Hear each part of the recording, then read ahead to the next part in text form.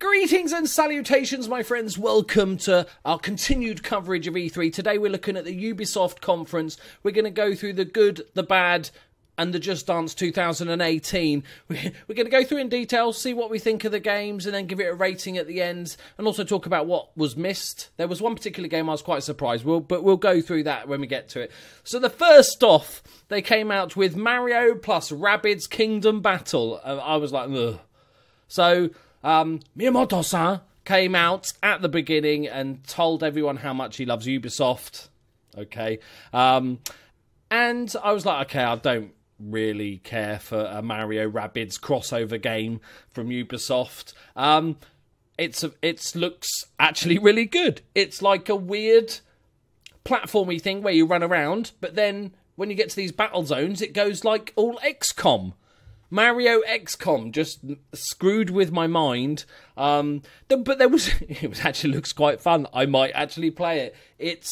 The combat looked quite fun. There were some interesting things like movement combos to jump over characters and through pipes and stuff like that. And the combat looked quite interesting. I don't know how. The only problem that might be is how deep it is. Like, does that get quite old quite quickly, or will that be quite fun? But it was a surprise, interesting game for me, and it's coming out in August 2017. They did go on about it a bit long. They sort of showed a clip, and then they talked about it, and I was like, okay, cool. And then they showed another real long clip of some rendered footage that just unnecessary. But it was really good. Then they talked about Assassin's Creed Origins, Ancient Egypt, loving that. Assassin's Creed, kind of bored of Assassin's Creed, as I said in the previous conference. The combat, they didn't really show. They showed less than they did in the Microsoft conference, and they didn't really show any gameplay apart from an amazing part where they showed someone playing it from like an over-the-shoulder angle on this sort of dimly lit monitor for a couple of minutes. You're thinking, wow, just show it on the that giant 4K screen you've got behind you. Maybe just show it. No, okay, whatever you like. It's very. Looks like they've changed the combat a little bit from the Microsoft conference as well. Is that it looks a bit more witchery. It's got levels and abilities and more dodging, which is a good thing because it's so choreographed before. It was just like once you mastered the parry thing, it was a little bit too easy. You were unbeatable. So that looks interesting, but it's Assassin's Creed. I think I'm over it, to be honest. Unless it's really, really good, then I might give it a go. Next up, we've got The Crew 2, because everybody was begging for a sequel to The Crew. It's got a bit of a story. You can go in boats and motorbikes and planes. It was... The guy doing the announcing was telling us how high-octane and exciting it was, but he had the most boring voice in the world. It's like, this is really high-octane. Good. It was like, Jesus, man, come on, give it some oomph. It's The Crew 2. Looks like there's a bit of a story. You can fly different vehicles and stuff like that. That's kind of about it, really. And then finally, we got a release date for South Park, The Fractured But Whole. October 17th. Hallelujah, praise the Lord. There will be a Let's Play on this channel when it comes out. Can't wait for that. And then Elijah Wood popped up, as you do, in a Ubisoft conference to talk about it looks like a VR game called Transference, a sort of psychological horror. Not normally my bag, but if it's done well, it could be good. I don't mind playing a proper psychological horror game. I'm indifferent to the ones that say they're psychological horror, but in the end it's just sort of jump scares. If it's got a bit more depth to it, with this sort of uploading trauma and history of people and reliving it and stuff, that might be an interesting thing. And then my favourite game of the press conference, Skull and Bones. And this is a Assassin's Creed Black Flag, the game. Basically, they took the ship naval combat and have made its own game. Because there were so many people that that game was like, oh, I'm a bit bored of Assassin's Creed. I did like the naval combat, though. So they went, oh, okay, note that down, future reference. Job done. And they've created Skull and Bones. And it looks really, really interesting. It's like Sea of Thieves for adults. It's a sort of tactical action game. It's got a shared world. We never quite know what that means. Apparently you can play solo or friends. It's got a 5-on-5 team-based PvP. it looks like each of the ships sort of serve different roles. You've got this sort of long-range guy, and you've got the ramming guy, and you've got the big one with all the cannons guy. It looked really good. It was brilliant. I did enjoy it in Black Flag. There were some weird things, like just giant health bars above the boats. I'm hoping that's because it's pre-alpha and not just hit point 0, dead ship. You know, I want damage in different areas of the ship, you know, sails damage, mast damage, taking on water, various things that dehabilitate the ship. I don't want it just to be 100% until it's dead and then it just explodes or sinks or whatever. That would just be boring. They showed a boarding action, but it just looked like it wasn't interactable. It doesn't seem to be, from what we saw in the game, was any hand-to-hand combat, proper combat. It's just like, you know, whittle down the enemy, go for a boarding action, it'll tell you if it's successful or something. And I'm okay with that because a lot of these games do it badly. So if they're not going to really put a lot of time into that, then I'd rather just have that. And they did say, but many gamers say this, the world evolves dependent on the choices and the things that happen in it. I love the idea of that. I think we all do. But in reality, that very rarely happens. Like, oh my god, that town has now got a different flag on it. Oh, that's so exciting. Like, if the world changed properly, then I'll be a bit more excited. And then obviously at the end there was the release the Kraken at the end. That was a good bit. It looks very interesting, hence why I've got the, you know, skull and bones thing there. It's good. I think that's going to be very interesting.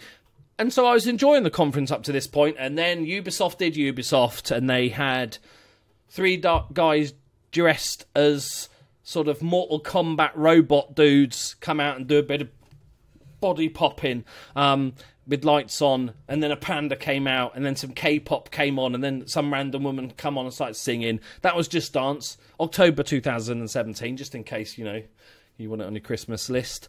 And then it got kind of worse from there, really. You would kind of expect the Just Dance. Then they showed a brand new South Park game for mobile devices that's a collectible card game that's just going to suck all your money away.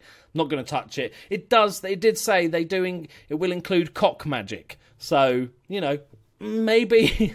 But in reality, those mobile games that are just pay to win money vampires, I'm not really that bothered about. And then it went from bad to worse in my estimation. There was a game called Starlink Battle for Atlas.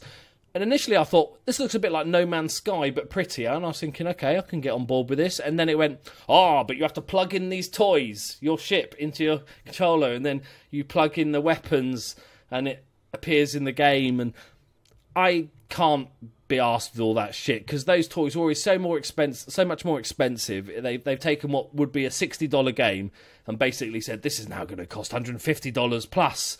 And they're going to do lots of different ships, aren't they? And more weapons and everything that you plug in. No interest in, and it's on the Switch as well.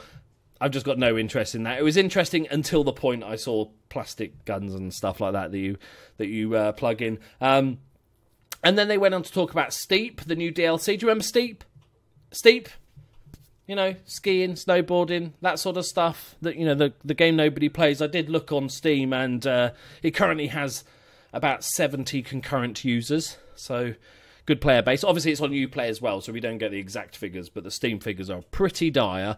And it's called Road to the Olympics, so I suppose Steep, I never played it, but it was much more sort of freeform, wasn't it? Go to the top of a mountain and just find your way down doing various different silly shit. It's called Road to the Olympics, so it looks like Olympic events. So that to me, that would be a bit more interesting to actually, especially if it was a proper story mode that you had to qualify and do all these things and then go to the Olympics and everything like that in the various events. That would be cool. But not really bothered about Steep. And then finally, the big one they talked about, not finally, Far Cry 5 was shown. This fanatical cult in mid-America. It's a bit close to the bone what's going on at the moment with old Trumpy, innit? So they did have a dog in it called Boomer, so that don't kill the dog, okay? The dog should be unkillable. Don't care how you do it in the game sense. The dog can't die. And it's got co-op as a couple of the Far Cry's. For me, Far Cry is getting a bit like Assassin's Creed in that it's like, okay, I'm kind of over it now. I want something new rather than a sort of reskinned version of a previous game I've played 5 times. So I might play it. It might be one of those things I kind of wait for a sale and then just sort of pick up. But it will be interesting to see what sort of press coverage it gets, because it's got some interesting themes in that game, like America and guns and racism and all that good stuff. Fun comedy game, yeah.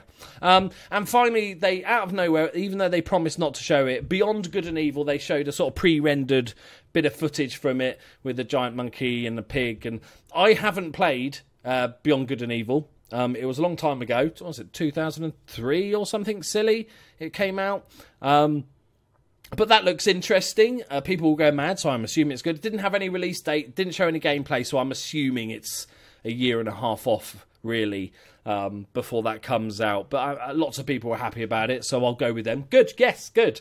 And finally, the thing that they didn't mention at all, which was I felt quite interesting, was there was no sign whatsoever, no mention of For Honor.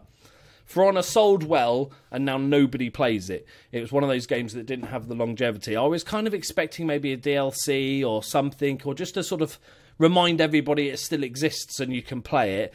It looks like they're just happy to let that one go now, maybe. I don't know. But there it is. I thought for Ubisoft, who's normally quite a cringy bore fest of a conference, I thought it was pretty good. I was disappointed by that South Park game and that plug-in toy Starlink game that just screams money grabbing for me.